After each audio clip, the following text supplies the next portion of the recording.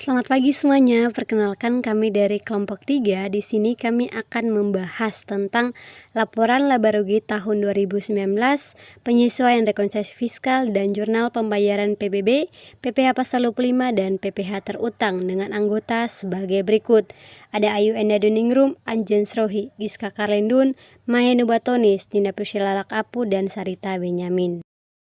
Baik, kami akan menjelaskan terkait dengan laporan laba rugi PT Gria Idaman Permai untuk tahun 2019. Nah, di dalam laporan laba rugi terdapat penghasilan, biaya, dan juga penghasilan lain-lain. Penghasilan terdiri dari yang pertama usaha perumahan sebesar 8.680 juta, usaha pemborongan sebesar 2.100 juta rupiah, usaha besi beton 49.672 juta rupiah. Total penghasilan adalah 60.452 juta. Kemudian yang berikutnya adalah biaya. Biaya terdiri dari yang pertama biaya gaji sebesar 1.832.155.520 rupiah. Ada biaya natura sebesar 15.648.000 rupiah. Ada biaya asuransi sebesar 20 juta, biaya telepon sebesar 24.400.000. Kemudian ada biaya sumbangan sebesar 8 juta rupiah, ada biaya iklan dan promosi sebesar 40 juta rupiah, ada biaya perbaikan dan pemeliharaan kantor sebesar 8 juta, dan ada biaya bahan bakar sebesar 14 juta. Baik, selanjutnya biaya perjalanan dinas 37.500.000, biaya listrik 16 juta, biaya tagihan piutang 40 juta, biaya percetakan 18 juta, biaya depresiasi 263.500.000, biaya pajak bumi dan bangunan 700 juta, maka total biayanya adalah 3.037.203.520 rupiah. Maka laba kotornya yang diperoleh dari penghasilan dikurangi dengan total biaya, maka laba kotor sebesar 57.014.796.480 rupiah. Ditambah penghasilan lain-lain berupa yang pertama penghasilan sewa 100 juta, penghasilan dari Hong Kong 700 juta, penghasilan dari Saudi Arabia 1.200.000 juta, dan pendapatan bunga sebesar 480 juta. Maka total pendapatan lain-lain 2.480 juta, sehingga laba bersih sebesar 59.894.796.480 rupiah. Oke teman-teman, di sini saya akan menjelaskan tentang kertas kerja untuk penyesuaian koreksi fiskal. Nah, di sini kita akan menyesuaikan antara akuntansi komersial dan pajak atau fiskal. Nah, di sini penyesuaiannya ada penyesuaian koreksi fiskal positif dan koreksi fiskal negatif.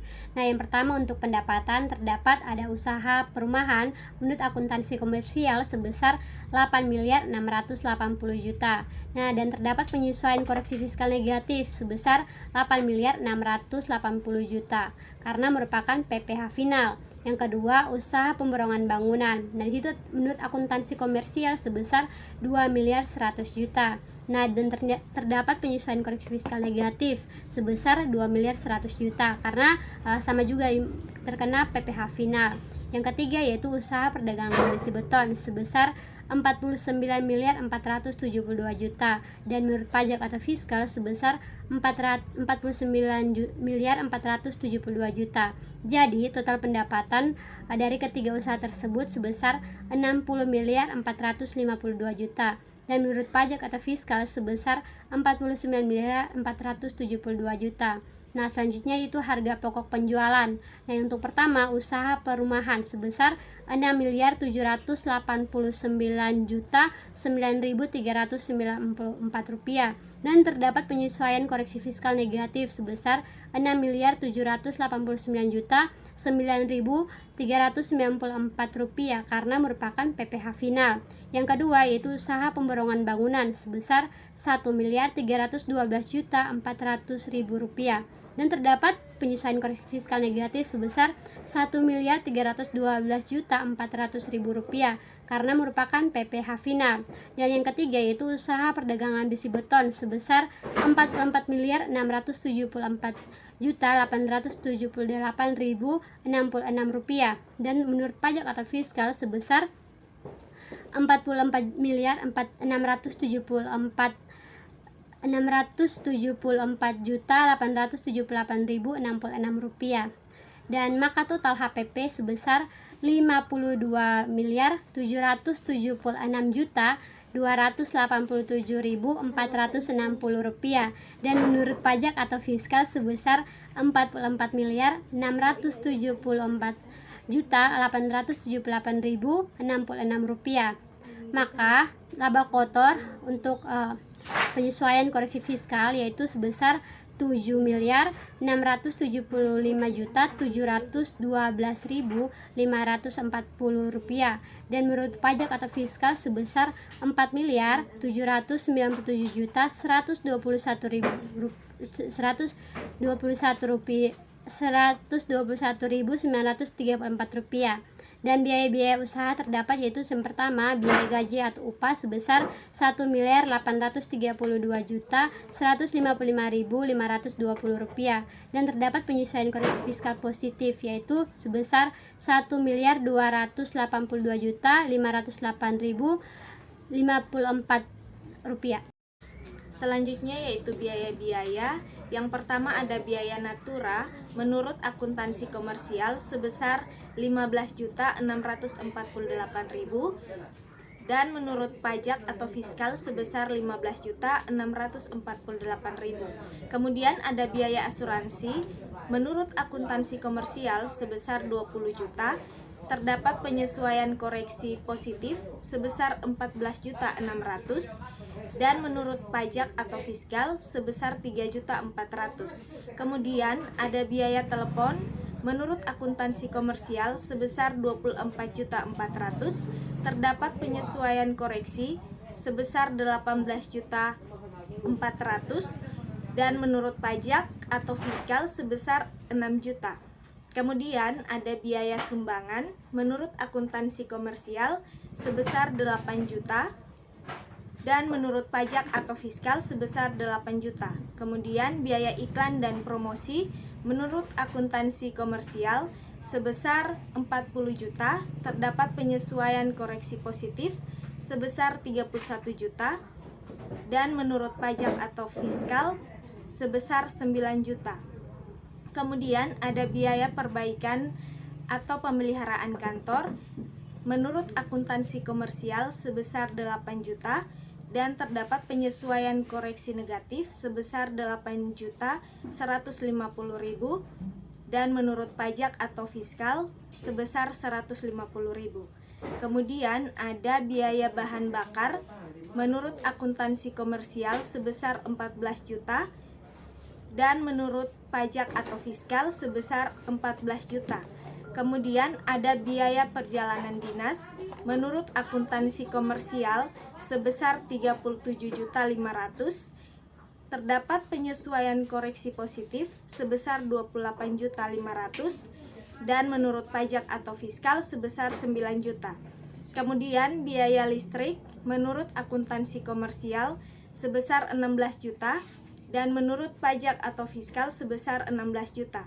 Kemudian biaya kerugian piutang menurut akuntansi komersial sebesar Rp40 juta dan menurut pajak atau fiskal sebesar Rp40 juta. Selanjutnya biaya percetakan menurut akuntansi komersial sebesar Rp18 juta. Terdapat penyesuaian koreksi positif sebesar Rp13.500.000 dan pada pajak atau fiskal sebesar Rp4.500.000. Kemudian ada biaya depresiasi menurut akuntansi komersial sebesar Rp263.500.000. Terdapat penyesuaian koreksi sebesar Rp247.450.000 dan menurut pajak atau fiskal sebesar Rp16.050.000. Kemudian ada biaya pajak bumi dan bangunan menurut akuntansi komersial sebesar Rp700 juta. Terdapat penyesuaian koreksi positif sebesar Rp12 juta dan menurut pajak atau fiskal sebesar Rp688 juta. Baik, saya Sarita Mariati Benyamin akan menjelaskan mengenai laporan laba rugi. Yang pertama, total biaya usaha untuk akuntansi atau komersial senilai Rp3.237.203.520. Untuk penyesuaian koreksi untuk positif senilai Rp1.649.864. Bagian negatif yaitu Rp8.150.000.